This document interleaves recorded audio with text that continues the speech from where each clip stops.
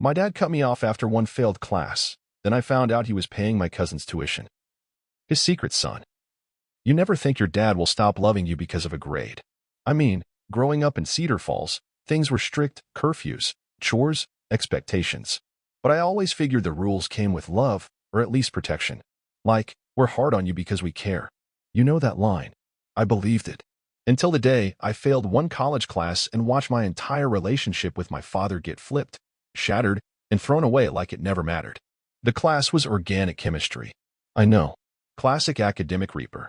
I was halfway through my sophomore year at the University of Iowa, balancing a full course load, working part-time at a local bookstore, and trying to survive on cafeteria coffee and microwave pasta. It was brutal, but I was pushing through. Until that final exam. I studied. I really did. But my anxiety was so bad I physically threw up before the test. And when I saw the score, a big, glaring F at the top of the screen, I sat there in the library for almost an hour just frozen. I called my dad that night, expecting him to be disappointed, maybe frustrated. But nothing prepared me for what he said. Well, Jenna, I guess that's that. You made your choice. I blinked. What do you mean, that's that? He let out this long, annoyed sigh, like I was already wasting his time. I'm not paying another dime. I told you when you started straight A's or you're on your own. But Dad, it's one class. I can retake it. I've got a 3.6 GPA. Not anymore, you don't. Before we go further, don't forget to like this story, hit subscribe, and tap the bell so you don't miss what happens next. He hung up. Just like that. No discussion. No support. No, are you okay? Just done.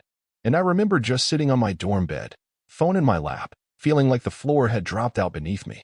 My dad, Mark, the man who showed up at every spelling bee, who took me fishing when I was 6, who made me believe I could do anything, had decided that my failure made me disposable. I tried to convince myself he just needed time, that he'd call back, that he was mad in the moment, but he didn't. And I had rent coming up. So I scrambled, took on more hours at the bookstore, picked up tutoring shifts in the library, sold some old textbooks. I managed to stay enrolled, but just barely. I couldn't afford meal plans, so I lived off granola bars and cereal. And through all of this, my mom? Silent. Elaine never fought him on anything. Not really. She called me once and said something like, "You know how your father is. Just focus on getting back on track." As if being financially abandoned over one failed class was some kind of lesson I was supposed to be grateful for. But the thing that hurt the most? What happened 3 months later? My cousin Tyler, same age, same college, same major, posted a picture of himself outside the campus financial aid office with the caption, "Thanks, Uncle Mark, for believing in me. Couldn't do this without you." I stared at it for a long time. Like, maybe I was reading it wrong. Maybe it was a joke. So I messaged him. "Hey, what's that about?" He replied like it was no big deal. "Oh yeah, your dad's covering the rest of my tuition. Said it was a family investment." Pretty cool, huh? Family investment. I couldn't breathe. I stared at that message and felt my heart physically twist. My dad wouldn't pay for his own daughter's education, the one who had a 3.6 GPA and worked 2 jobs to stay afloat. But he'd pay for Tyler? Tyler, who once got kicked out of high school for hacking the school Wi-Fi to cheat on an exam. Tyler, who spent most of his weekends drinking and bragging about skipping lectures. I called my mom again. She answered on the 3rd ring. "Hi, sweetie. I'm at the store. Are you seriously letting him pay for Tyler's tuition?" There was a long pause. Then she said quietly, "It's complicated." I laughed. Not because it was funny. Because it was insane. No, it's not. It's very simple. He cut me off for one bad grade. He didn't even ask what was going on. And now he's paying for my cousin like I never mattered. Elaine sighed. "There are things you don't understand." "Then explain them." I snapped. But she didn't. She just said, "Your dad's doing what he thinks is best." I hung up. And I cried for the first time since I was a kid. Because it wasn't just about the money, or the stress, or the class. It was the realization that I had never actually been loved the way I thought I was. That his love had conditions. That I was only worthy if I made him look good, gave him straight A's, gave him reasons to brag. But the worst part? I couldn't shake the feeling that this wasn't just about school. That something else was going on. Something no one was telling me. And a month later, I found out I was right. Because Tyler let something slip. Something that made everything finally click and tore my entire family in half. After the voicemail, after the invoice, after the silence, I thought I'd felt every kind of betrayal a person could feel. But finding out my dad was paying for Tyler's tuition, that hit different. That felt like a deliberate message. Not, You disappointed me. Not, you let me down. But, you're replaceable. And Tyler? He wasn't just a cousin. He was the cousin. The golden boy of Uncle Ray and Aunt Leslie. Captain of the baseball team. Star student, supposedly. The kind of kid whose mistakes got brushed off with, boys will be boys, while mine felt like moral failures. I thought maybe I was reading too much into it. That maybe my dad was just trying to help Tyler out. Maybe he didn't realize how much that slap in the face would sting. But then I heard the tone in my mom's voice, that tired, well-rehearsed exhaustion. Like I was the problem for asking the question. It's complicated. That's what she said. Again. But complicated doesn't cover the way my stomach sank when I saw the bank transfer on Tyler's Instagram story. Or how he casually dropped into a conversation that my dad had offered to co-sign a lease for his off-campus apartment. Co-sign. The same dad who told me, word for word, if you want to keep going to school, figure it out yourself. Maybe you'll learn something when you have skin in the game. Apparently, my skin didn't count. But Tyler's did. I spent a few days spiraling. Going through every moment in the last year trying to pinpoint the exact second when I became invisible to my father. Ethan, my roommate and best friend at the time, saw it. He watched me rage clean the kitchen at 11 p.m., blast sad music, scroll through Tyler's feed like I was reading enemy files. He didn't push. He just said, you know, sometimes people tell on themselves without meaning to. I didn't know what that meant at first. But then, something weird happened. Tyler and I were in a group chat with a few mutual friends from high school. We didn't talk often, just memes, class updates, the occasional inside joke. One night, someone asked about their FAFSA. Normal stuff. Tyler responded with, LMAO, I don't even need that anymore. My dad Mark takes care of it. I froze. I reread the message 3 times. Your dad Mark. Our uncle. My dad. At first, I thought it was a typo. A bad joke. So I messaged him privately. Hey, that thing you said, about your dad?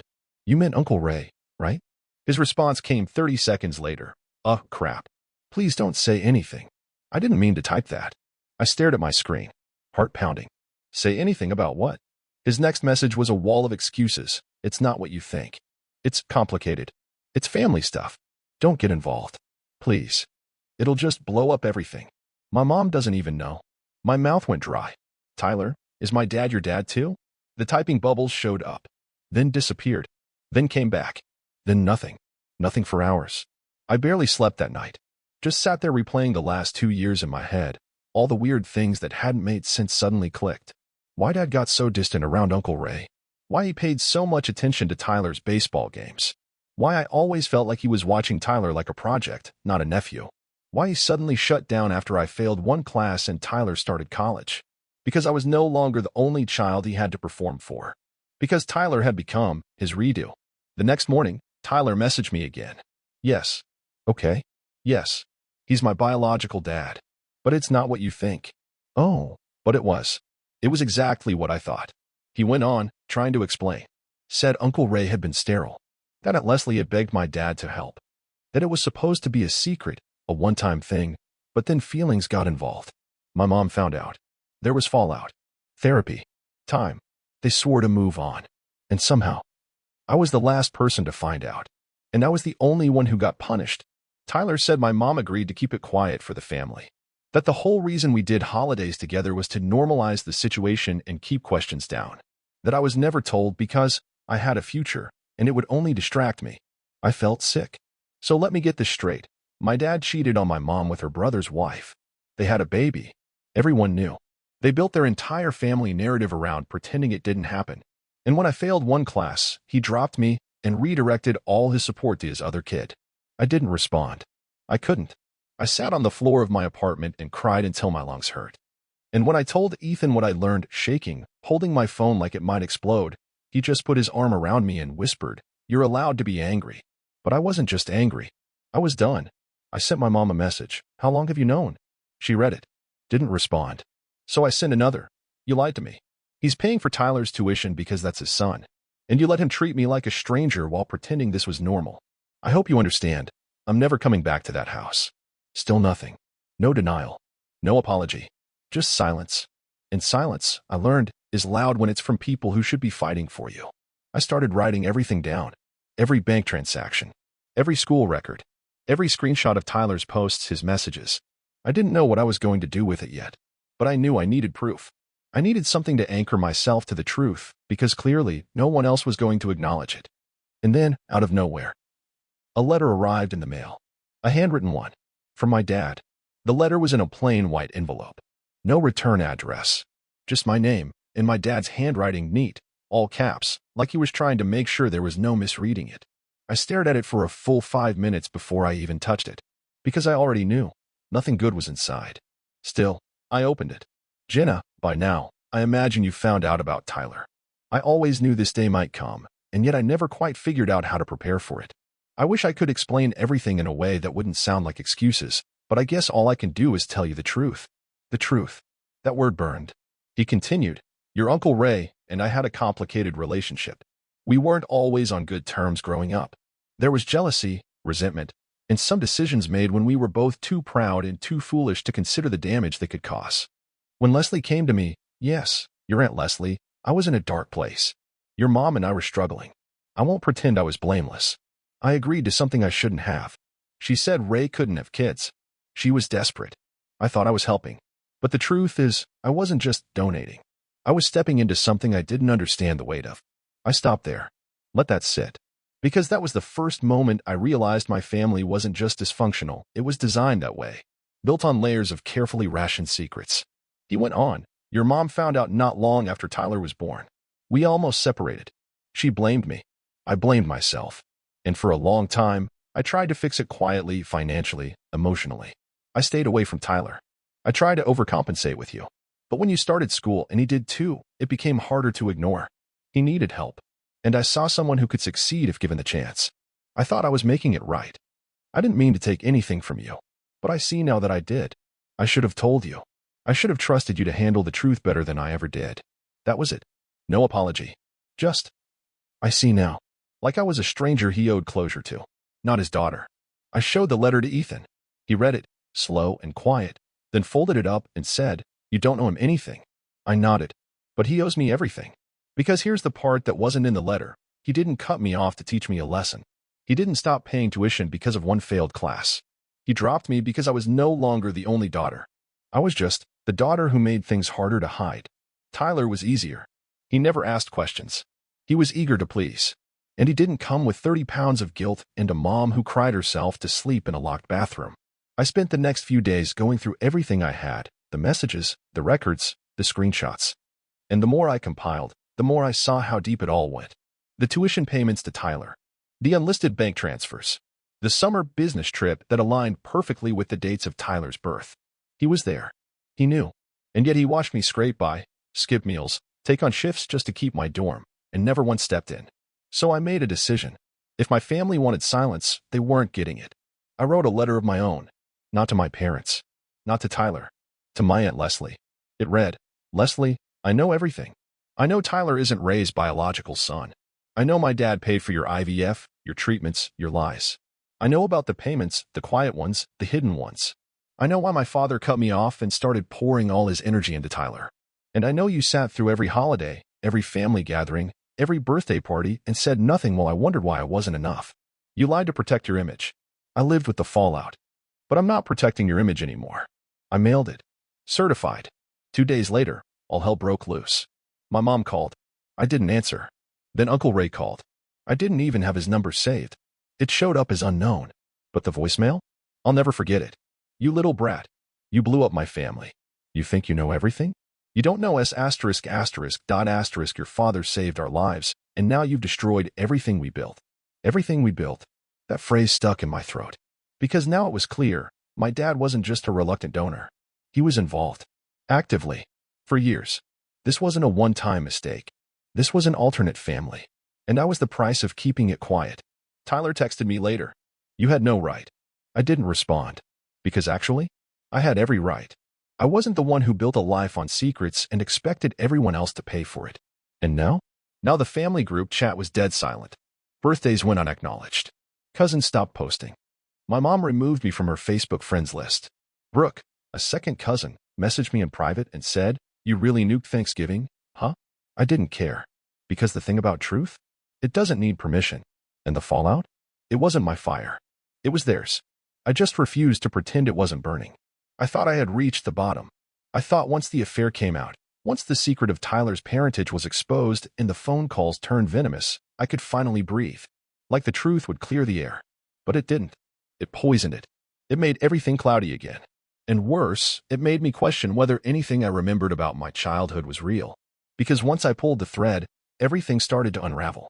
A week after I sent the letter to Leslie, and after my uncle Ray's threatening voicemail, I got another message. This time, from someone I hadn't spoken to in over a decade. Her name was Margot. She used to work for my parents when I was little, more like a nanny than a babysitter. She lived just a few houses down, and I always remembered her hands. She wore rings on nearly every finger and smelled like cinnamon gum and lavender lotion. Her message was simple. Jenna, I saw everything blowing up online. You probably don't want to hear from me, but if you want the whole truth, you should know I've been carrying something for a long time. And it's not fair you never knew. It sent a chill straight down my spine. I messaged her back and asked if she'd talk. She agreed. We met at a coffee shop just outside Cedar Falls. I wasn't sure if it was a good idea, but curiosity is a dangerous thing when you've already lost everything. When I walked in, she looked older, thinner, but those rings were still there. Same hands. Same quiet energy. She gave me a soft smile, like she knew I was bracing for something I couldn't name yet. Thank you for coming, she said, pulling a small envelope out of her bag and sliding it across the table. Before I say anything, I want you to read this. Inside the envelope was a handwritten note from my grandmother, dated back almost 25 years. And it wasn't to me. It was to Elaine, my mother. Elaine, you need to tell Mark the truth. If you don't, it'll only make things worse when Jenna is older. You think secrets keep a family together, but you're wrong. They only delay the damage. He deserves to know. My hands went ice cold. I looked at Margot, stunned. What does this mean? She sighed.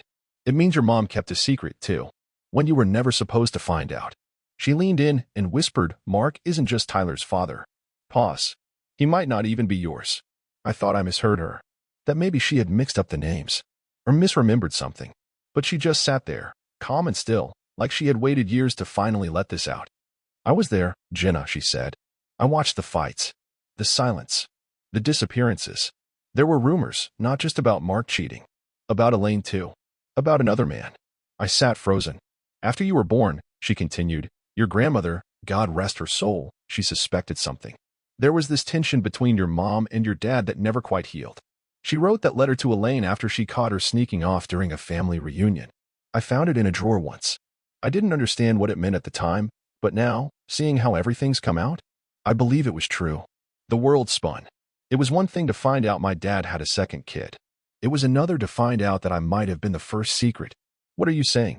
I asked, voice barely above a whisper. She hesitated, then finally said, Jenna, you need a DNA test. I nodded, because at that point, it was the only thing left holding me to this mess of a family. I drove home in a fog. Ethan saw the look on my face and didn't ask a single question until I was ready to talk.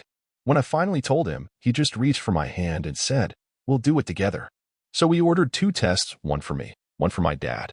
The second part was trickier. I couldn't ask him directly. He'd never agree to it. So I got creative. You remember earlier when I said I'd saved all the financial documents and receipts? Turns out, I still had an old envelope from when he mailed me paperwork about my old health insurance. Inside it, a flap of a blood type report. I took it to a lab and requested comparison analysis. I explained the situation to the technician. She said, it's not foolproof unless you get a full sample from him, but we can do a basic paternity match based on blood type and chromosomal markers. 2 weeks later, I had the results. And what I learned was that Mark wasn't my biological father. That's right. The man who raised me. The man who cut me off for failing a class. The man who built a second family behind my back. Wasn't even my dad. I sat in the bathroom for over an hour staring at that sheet of paper. Ethan sat outside the door, just waiting. I finally came out, handed him the results, and said, I don't even know who I am anymore. But slowly, that feeling changed. I wasn't nothing. I was free. Because when a man who isn't your father tries to control your life with conditions and shame and silence, but it turns out he never had a claim on you at all, that's not a loss. That's a damn liberation. The next day, I sent one final letter. To Elaine. I know Mark isn't my father. I know you lied. I don't need you to explain. I don't even care who he is. I just want you to know this. I'm not angry anymore. I'm done. You don't get to hold anything over me now. Neither of you do. She never replied. But she didn't need to. Because for the first time in my life, I didn't feel like I needed their love. I had mine. And that was enough. There's this weird thing that happens when your identity crumbles. You start noticing how fragile everyone else's is too. After the DNA test confirmed that Mark wasn't my father, and after the silence from my mom practically screamed guilty, something inside me shifted. I stopped walking on eggshells. I stopped wondering if I was being too emotional, too reactive, too much. Because once the mask was off, I realized they were never protecting me.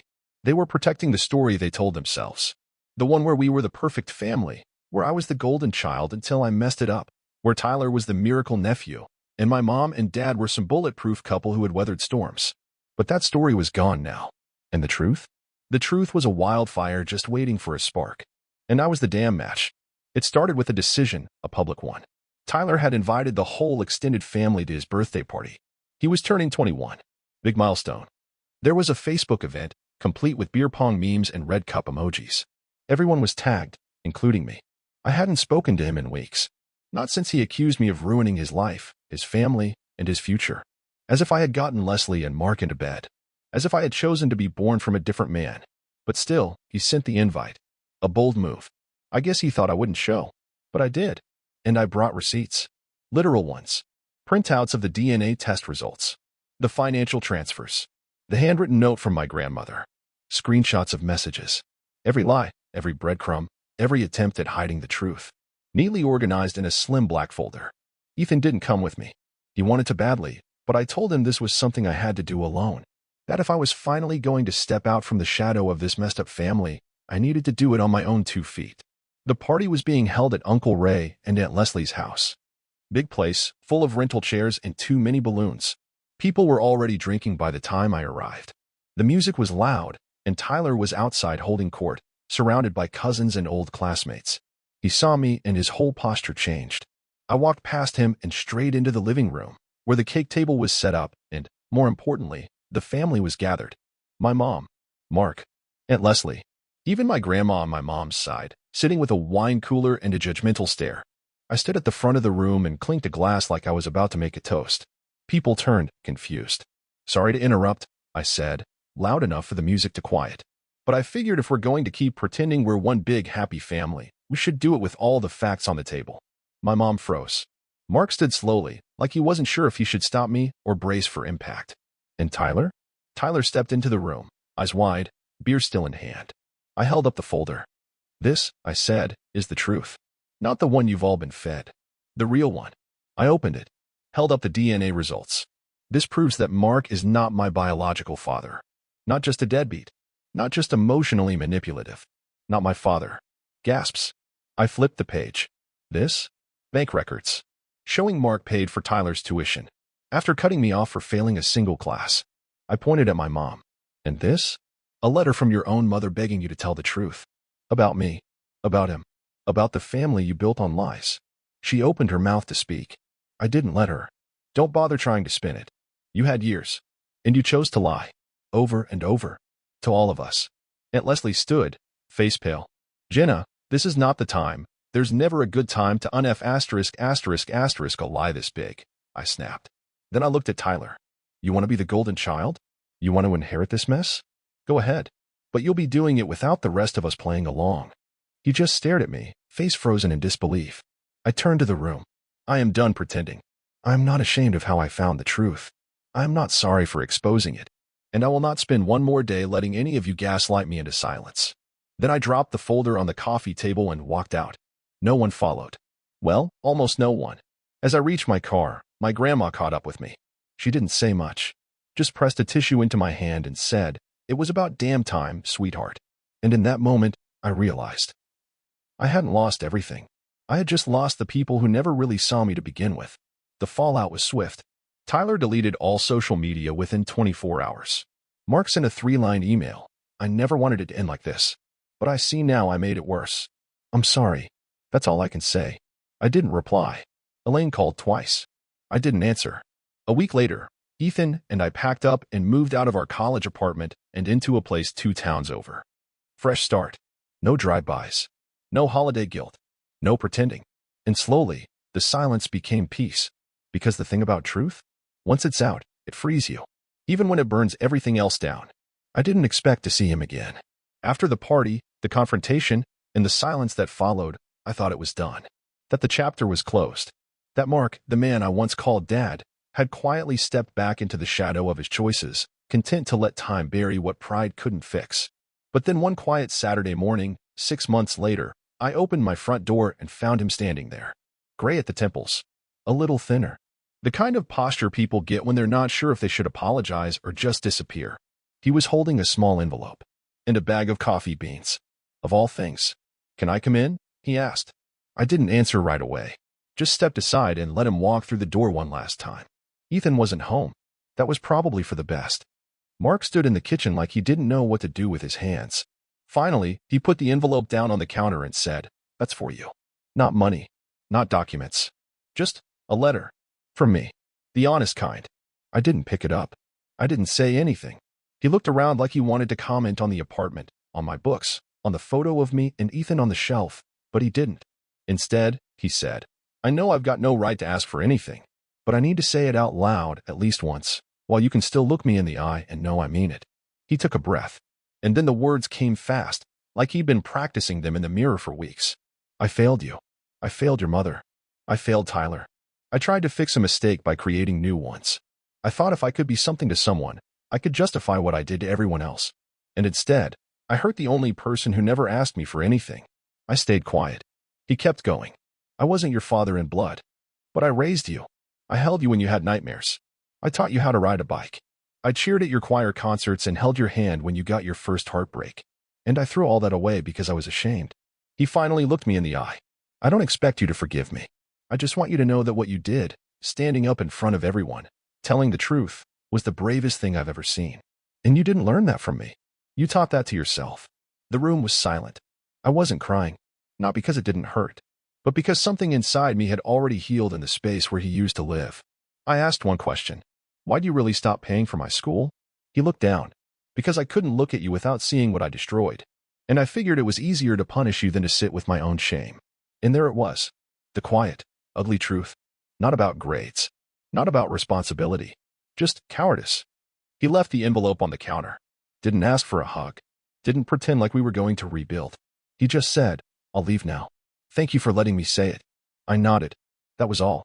He walked out the door, and I never saw him again. Not in person, anyway. A year later, I got an email from a lawyer. Mark had died. Sudden heart failure. No funeral, by request. But he'd left something behind, a trust fund. Small, modest. Just enough to pay off my remaining student loans and maybe a few months of rent. I didn't touch it at first. But one rainy afternoon, I opened the letter he'd left behind. It was handwritten, just like the first. Inside was a photo of me at age 5, sitting on his shoulders at the county fair. I was laughing. He was smiling. Neither of us knew how fractured things would become. The note attached was only a few lines. "You were the best thing I ever helped create, even if you weren't mine. I hope this helps you breathe easier, like you always deserve to." And just like that, he was gone. No dramatic ending. No last-minute reconciliation. Just a man who finally told the truth before he ran out of time. And me? I've stopped asking why. Why they lied. Why I wasn't enough. Why love came with conditions. Because those questions don't belong to me anymore. I am not their shame. I am not their secret. I'm Jenna, and I survived all of them. If this story touched you, share it with someone who needs to hear it too.